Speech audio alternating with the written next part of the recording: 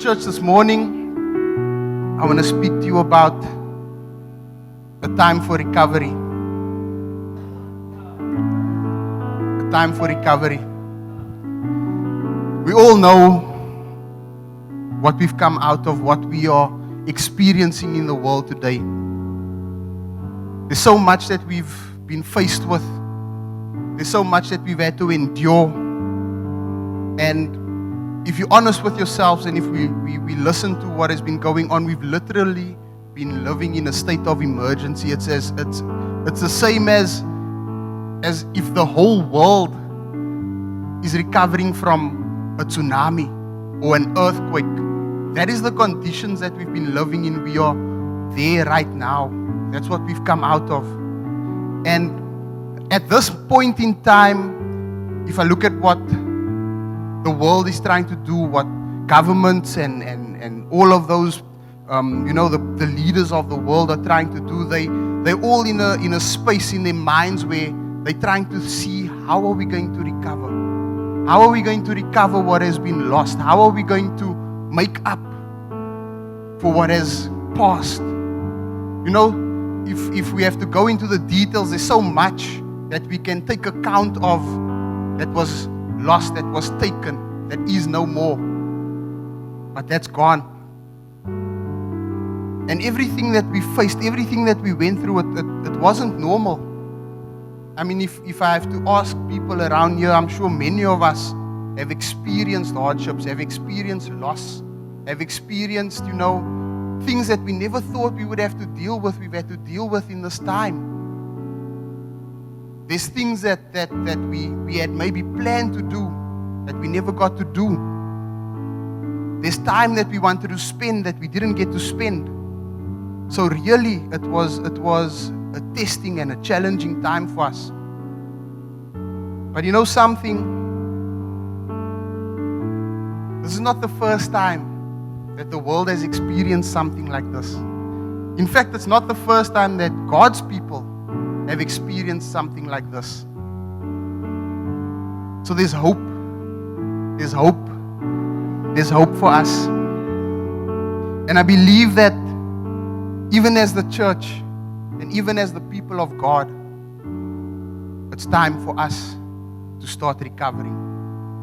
It's time for us to start getting back those things that we've lost. It's time for us to start doing what we have been called to do. You know what?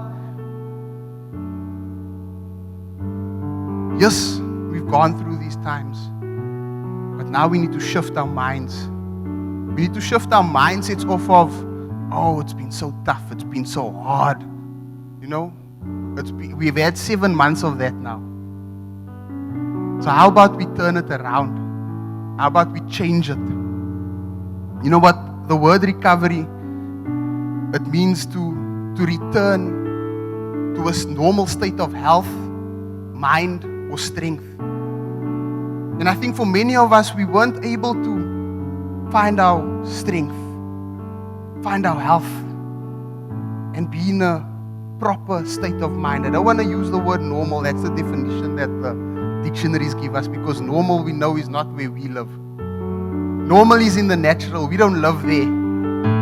So even in this definition, it applies to us slightly, but it doesn't really apply to us because we are not in any way normal.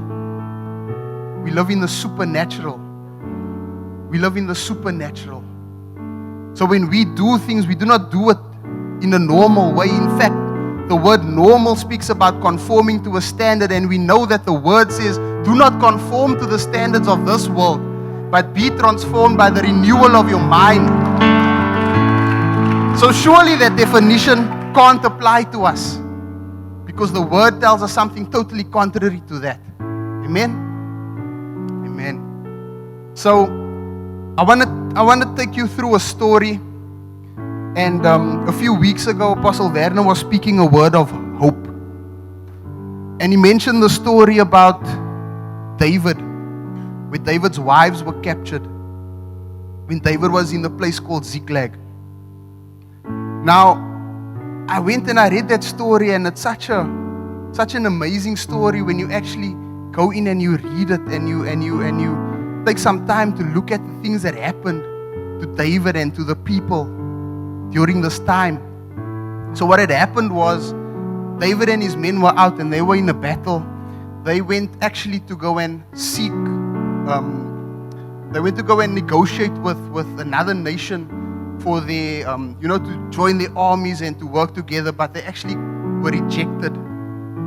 And then they were forced to come back, and when they came back, they found that the whole town, the place where they were staying, where their families, where they had left their families, where they had left everything that they owned, they came back and they found that it was completely destroyed.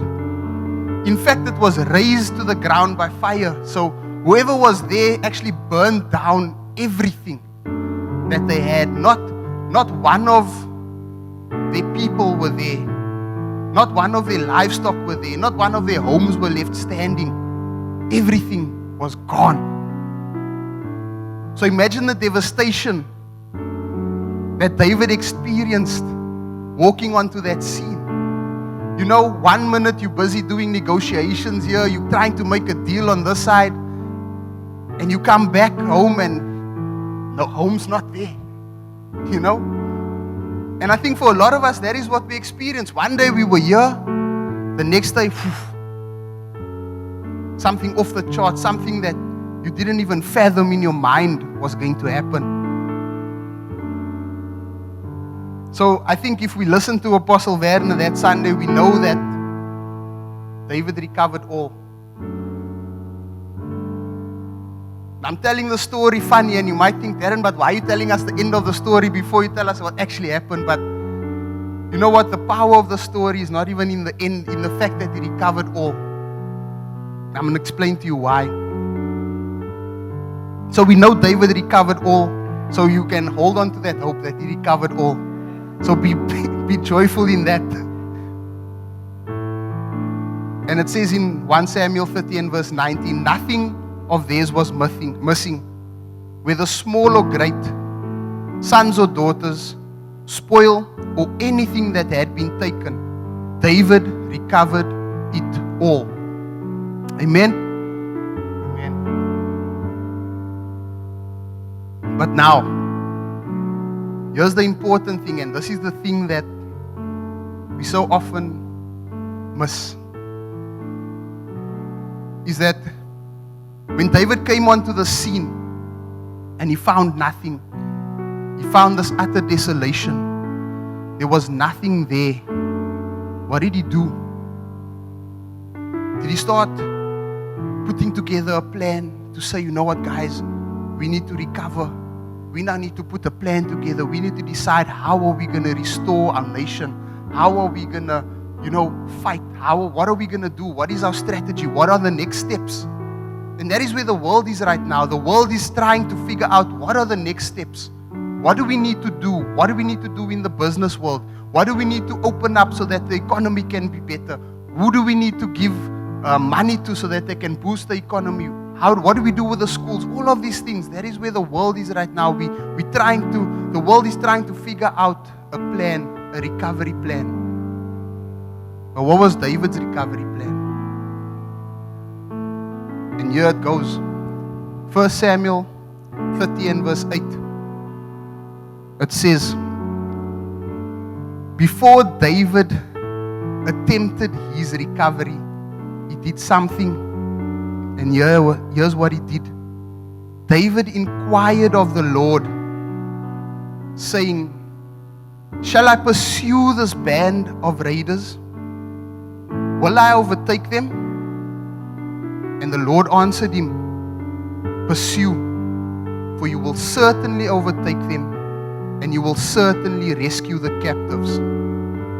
Amen? Can somebody get excited about that? Come on.